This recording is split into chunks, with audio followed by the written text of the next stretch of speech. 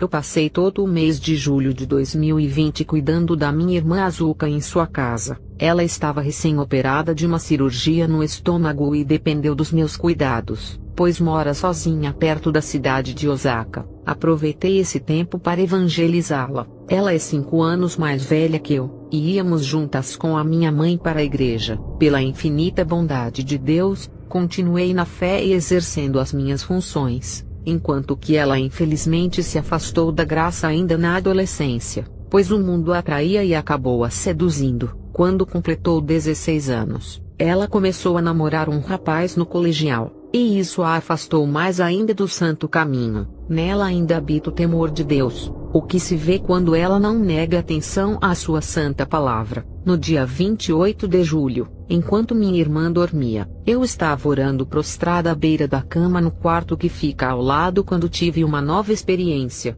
Passados alguns minutos eu adormeci na oração, quando de repente, senti o meu corpo ficar dormente e gelado. Acabei tendo uma nova experiência extracorpórea. Eu podia me ver debruçada à beira da cama, e ao mesmo tempo estava a uns 5 metros de distância, quando finalmente um anjo apareceu no quarto de maneira semelhante da minha última experiência, envolto numa luz, a qual tornava impossível ver o seu rosto senão os seus cabelos médios que passavam dos ombros, e utilizava uma espada dourada na sua mão direita. Ele me disse: Naomi, o Senhor tem se agradado de ti pelo seu esforço e pela sua obediência. É do agrado dele te revelar mais dos seus mistérios no mundo espiritual. Tenho algo a te mostrar. Quando ele dizia isso, eu vi um grande buraco negro no chão do quarto, e eu me assustei, pois me lembrei da minha primeira experiência, e ele me disse: Vem.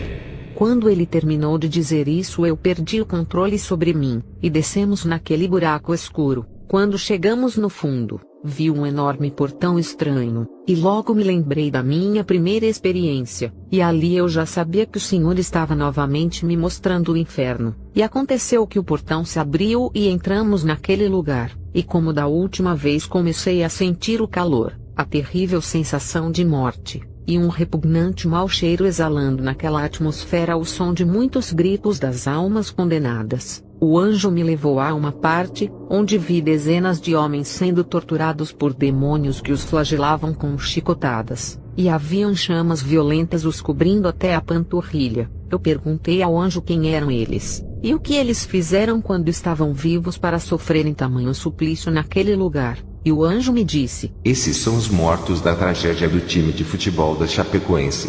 Quando eu tive essa revelação, me condoí por aqueles homens, pois me comovi quando vi o anúncio dessa tragédia passando na TV em 2016, quando 71 pessoas morreram, e não imaginava que todos eles estariam sendo torturados daquela maneira no inferno. Então o anjo me disse mais: O futebol é uma fonte de idolatria no mundo, e foi um esporte planejado aqui no inferno por Lúcifer. Vi uma menina pré-adolescente que era cristã na terra que cantava no grupo de jovens em sua igreja. Um demônio pequeno a atormentava pelo orifício anal, enquanto ela estava acorrentada de bruços numa bancada. Fiquei curiosa, e ao mesmo tempo aterrorizada com tamanha tortura com uma menina. E o anjo me disse: Ela praticava sexo anal com seu cachorro escondido dos pais desde os 8 anos de idade, e nunca confessou a sua imoralidade.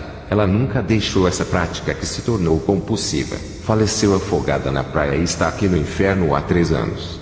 Era terrível o tormento daquela menina, mas infelizmente ninguém podia mudar o seu destino. Vi homens queimando presos em tochas suspensas no ar com chamas até o peito. Eles eram pastores e bispos que estavam casados com outras mulheres enquanto que as suas respectivas primeiras esposas ainda estavam vivas na terra. Eles estavam na prática do adultério, contaminando o altar. O anjo me deu como referência o texto que está em Lucas 16:18. Quem se separar de sua esposa e se unir a outra mulher estará cometendo adultério, assim como o homem que se casar com uma mulher divorciada estará igualmente adulterando. Me lembrei de que o pastor Foucault me permite o segundo casamento na igreja. Andamos mais, e vi uma reunião de demônios. Um deles disse: Temos que roubar ainda mais o tempo desses cristãos com a tecnologia. Já conseguimos há muito tempo introduzir muitas das nossas criações nas igrejas, e eles amam o mundo de tal maneira que já as aceitam sem sentirem culpa.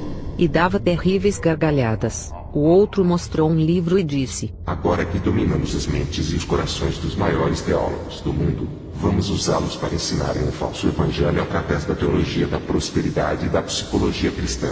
E então, sem sermos vistos, saímos daquele lugar, e vi uma grande bancada de pedra coberta de livros empoeirados de filosofia bíblica e teologia moderna. Foi quando o anjo me disse: Através desses falsos ensinos, muitos têm se desviado da fé e se distanciado da verdade, crendo em ensinos humanos para alimentarem seus egos. Nesse momento, eu me recordei do que Paulo disse em 2 Timóteo 4:3, porque virá tempo em que não suportarão a sã doutrina, mas tendo comichão nos ouvidos amontoarão para si doutores conforme suas próprias concupiscências, e desviarão os ouvidos da verdade voltando às fábulas. Vi cristãos que estavam no inferno por serem demasiadamente questionadores e murmuradores, esses iam contra as revelações que Deus dava aos seus filhos, e perseguiam os servos de Cristo. Chegaram ao ponto de blasfemarem contra o Espírito Santo indo contra as revelações. Todos eles estavam deformados, metade forma humana e metade forma de animais. Vi também uma ala de cristãos egoístas no inferno. O anjo me disse que eles estavam ali por não terem em si o amor fraternal, e serem insensíveis ao sofrimento alheio enquanto estavam vivos na terra. Muitos deles negavam deliberadamente dar apoio aos irmãos em suas necessidades, e isso é um pecado diante de Deus. Tiago 4,17. Aquele pois que sabe fazer o bem e não o faz, comete pecado.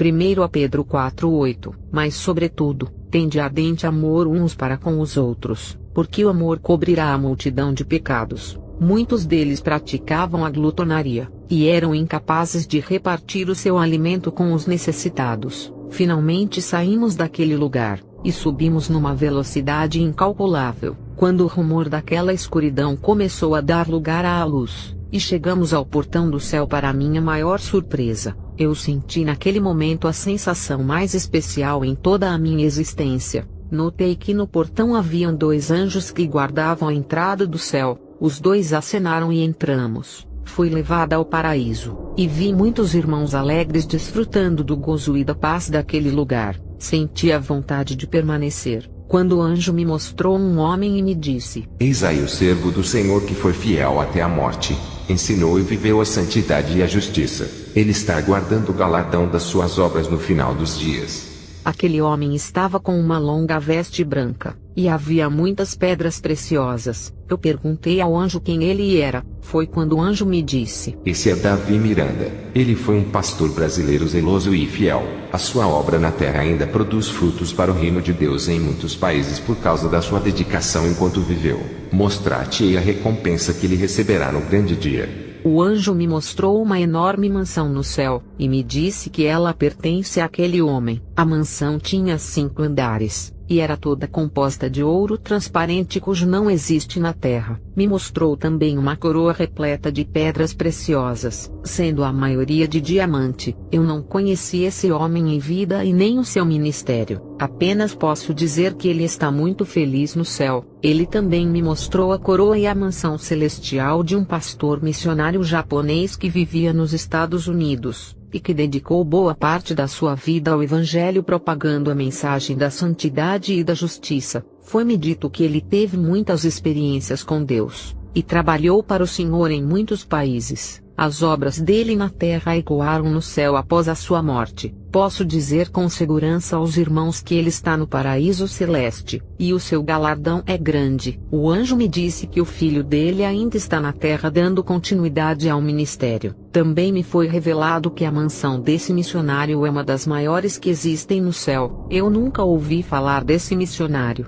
e nem mesmo no nosso país, e não me foi revelado o seu nome. Eu pedi que me fosse mostrada a minha casa e a minha coroa, mas ele me disse que ainda não era tempo. Então ele me disse que era a hora de eu voltar ao meu corpo, e me orientou que arquivasse essa experiência como as outras em texto para a edificação de muitos, e assim eu o fiz. Voltamos ao quarto na casa da minha irmã Azuka, e eu vi o meu corpo na mesma posição de quando eu estava orando. O anjo me disse que eu deveria perseverar nas orações e súplicas me enchendo do poder de Deus. Ele me disse: Naomi, Os demônios têm lutado contra as mensagens que o Senhor tem lhe dado desde o início. Eles têm feito com que muitos duvidem das revelações. Quanto a ti, continue firme como uma fiel sentinela, e no final receberá a sua porção naquele grande dia. Havendo dito isso, ele sumiu na luz, e então eu retornei ao meu corpo gelado, e já eram 6h43 da manhã. Depois desta última experiência eu fiquei 5 dias doente, e foi a minha irmã Azuka quem passou a cuidar de mim, pois a mesma já estava recuperada da cirurgia. Senti mais uma vez o amor da minha irmã por mim quando ela cuidou de mim doente, retribuindo racionalmente ao meu cuidado por ela quando esteve operada. Eu tenho esperanças de que a minha amada irmã retornará aos santos caminhos do Senhor, pois Ele conhece e sonda os corações. Queridos irmãos, a maior lição que eu tive nessa minha última experiência foi sobre o amor fraternal,